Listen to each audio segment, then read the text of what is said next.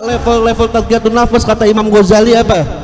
Yang kedua, melepaskan ketergantungan kita dari manusia. Melepaskan, ini artinya banyak-banyak kita tawakal kepada Allah Subhanahu wa ta'ala. Artinya bukan berarti kita nggak butuh manusia, enggak. Tapi jangan kita harapkan segala sesuatu ini dengan manusia. Artinya, oh kalau kita nggak ada si fulan kita nggak bakal begini. Tawakal itu Imam Ghazali bilang apa tawakal? Bahwasanya segala urusan kita itu kita yakin berada di tangan Allah. Tidak ada yang bisa memberikan manfaat. Walaupun semua manusia ingin menolong kita, tanpa izin Allah nggak bakal kita selamat.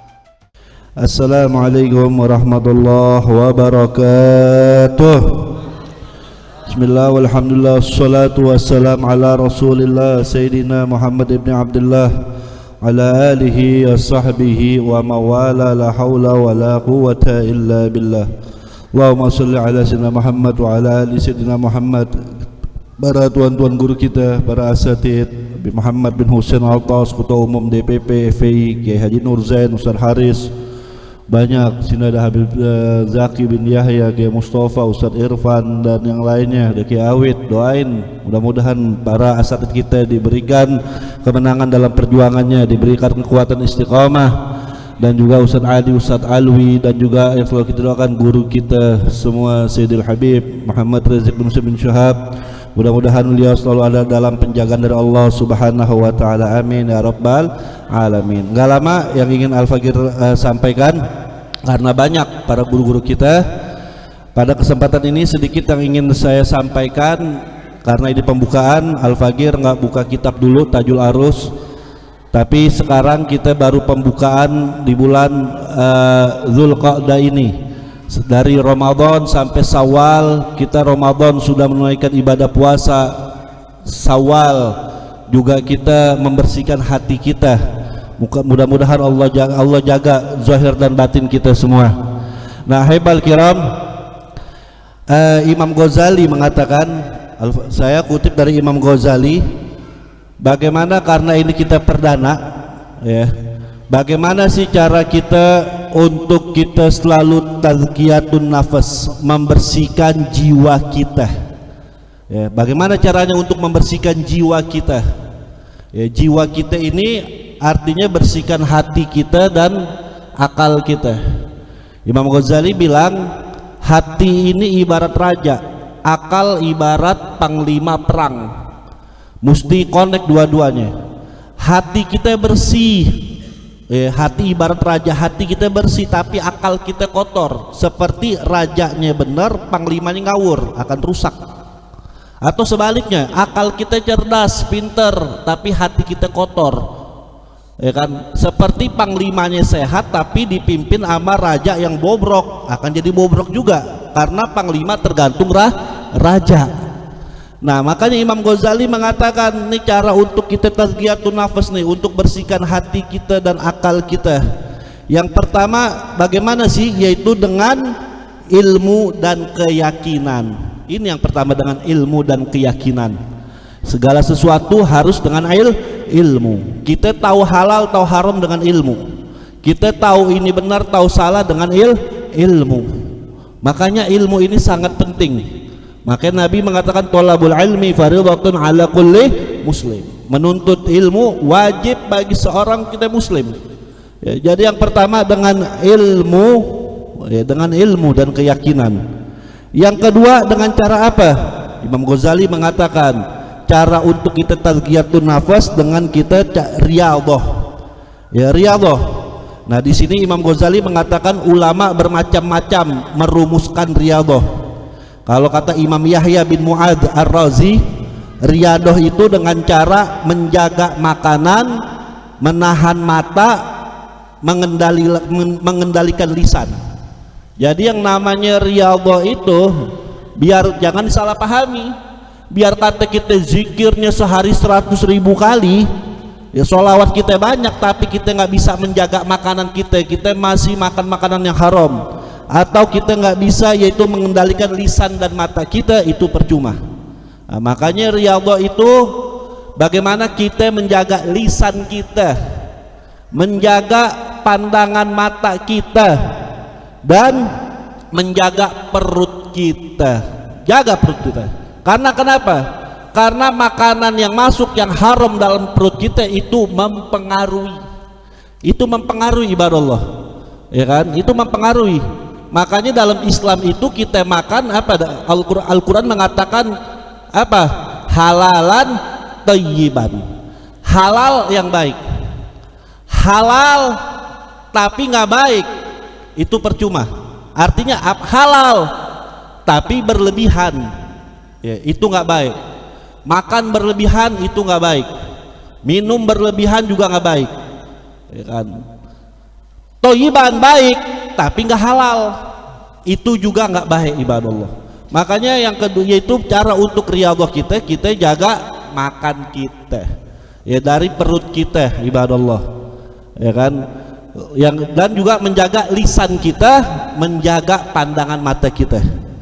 Lalu yang ketiga, cara untuk kita tazkiyatun nafas kata Imam Ghazali, dengan cara apa? Dengan cara kita mujahadah, yaitu apa? Mengupgrade niat kita.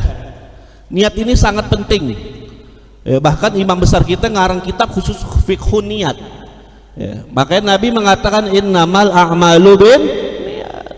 Hanya saja perbuatan-perbuatan itu tergantung dengan niatnya. Jangan main-main kita sama niat, ya, kita puasa pakai niat kelihatan sepele, tapi dengan niat tersebut kita tancapkan niat karena Allah, ini perut kita nggak lapar. Kalau kita nggak puasa, kita nggak pakai niat, jangankan nggak makan sampai maghrib, sampai jam 10 pagi aja kita minta nasi uduk keroncongan perut kita. Nah ini masalah niat.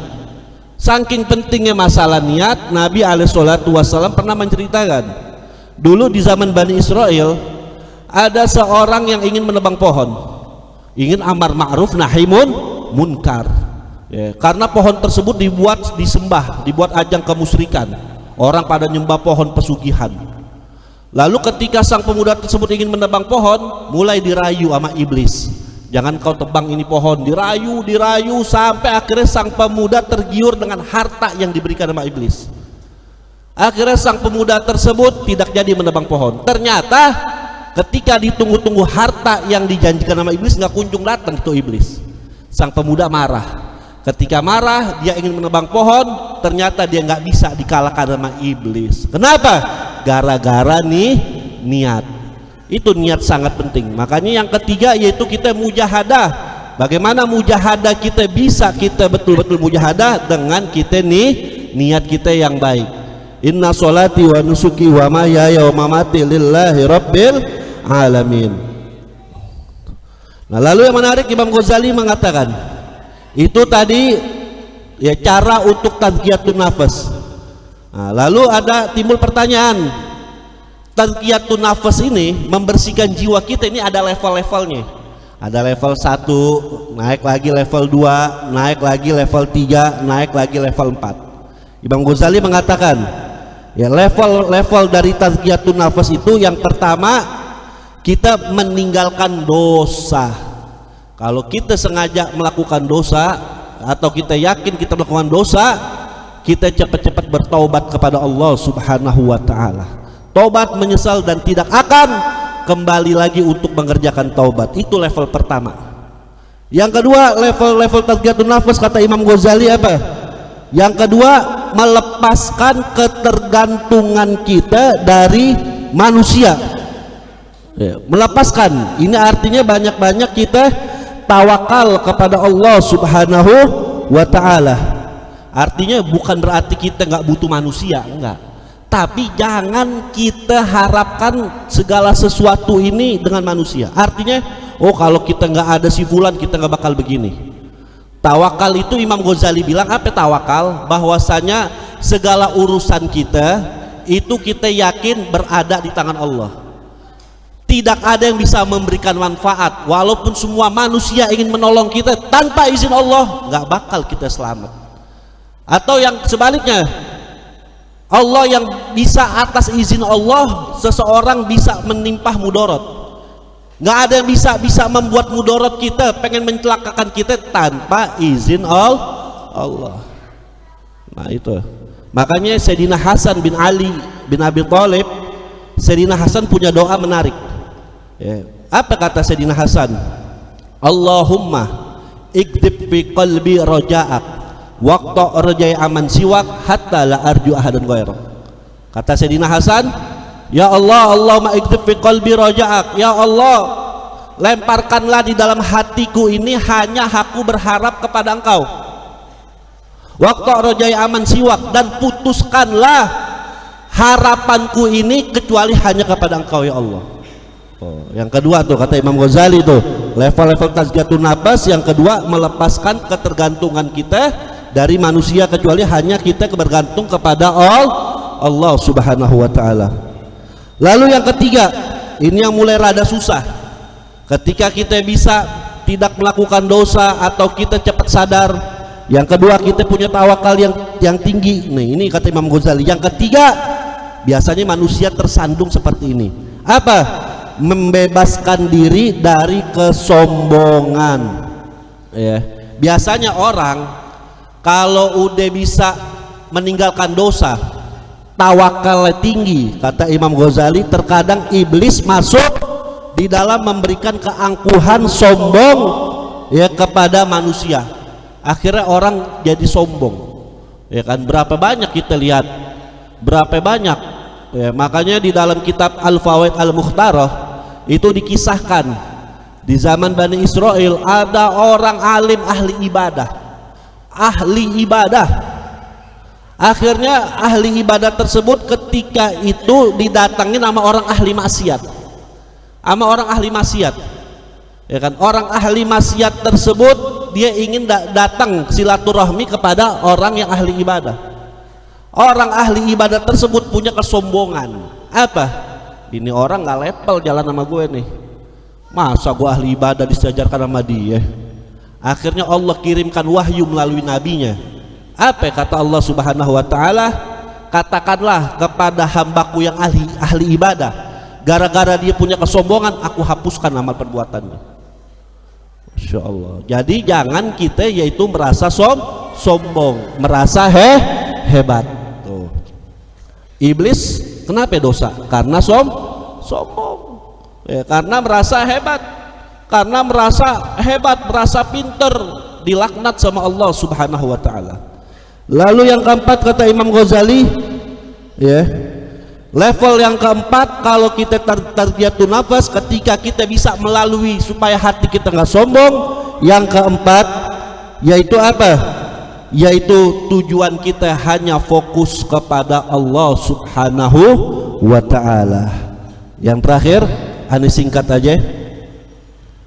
Orang ketika ingin tarbiyatun nafas, membersihkan jiwa, itu ada 4 penghalang. Nah, ini yang susah nih. Ada 4 penghalang kata Imam Ghazali. Yang pertama, 4 penghalang untuk kita sampai kepada Allah. Ada 4 penghalang nih untuk kita sampai kepada Allah nih. Yang pertama apa? Yang pertama yaitu harta. Apa? Harta. Bukan berarti kita nggak boleh mencari harta. Silakan kita cari harta. Tapi ingat, terkadang harta tersebut bisa menjauhkan kita dari Allah Subhanahu wa ta'ala. Harta tersebut bisa menjauhi kita dari Allah Subhanahu wa ta'ala. Lalu bagaimana supaya harta tersebut tidak menjauhkan kita dari Allah? Imam Ghazali bilang, apa kata Imam Ghazali? Tanamkan keyakinan harta tersebut adalah titipan dari Allah. Kira-kira kalau kita dititipin, kita mesti jaga apa kagak?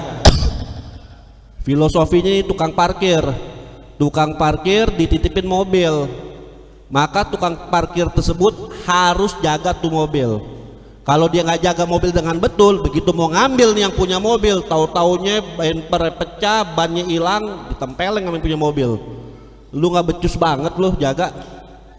Tukang parkir, kita lihat bagaimana tukang parkir, mobilnya banyak, sombong apa kagak?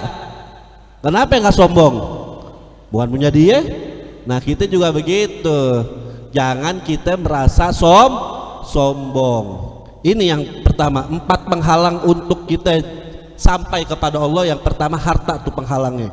Ya, bukan berarti nggak boleh cari harta, silakan cari harta, tapi kita jangan merasa memiliki dan jangan tamak.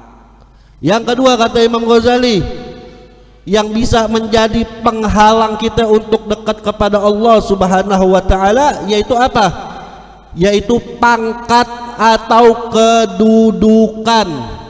Nah, orang biasanya kalau udah punya pangkat itu terkadang kadang-kadang meremehkan orang lain, betul apa betul? Meremehkan orang lain, nggak mau dengar nasihat, merasa punya pangkat, merasa bisa semuanya, ya, merasa punya pangkat, merasa semuanya, akhirnya merasa paling hebat, nggak mau dengerin nasihat orang lain. Itu yang kedua kata Imam Ghazali itu, yang bisa menjadi penghalang kita untuk sampai kepada Allah Subhanahu wa taala. Ya, yang ketiga kata Imam Ghazali apa? Yang bisa penghalang kita kepada Allah Subhanahu wa taala yaitu apa? Yaitu terlalu fanatik. Artinya apa? Kalau fanatik kebenaran boleh, ya kan? Tapi kalau orang fanatik buta, hati salah, dia orang nyemplung ke got, dia nyemplung juga. Nah, ya kan, makanya akidah Ahlus Sunnah wal Jamaah itu ada di tawassut, pertengahan, ya. Lalu yang terakhir kata Imam Ghazali yang menjadi penghalang buat kita apa?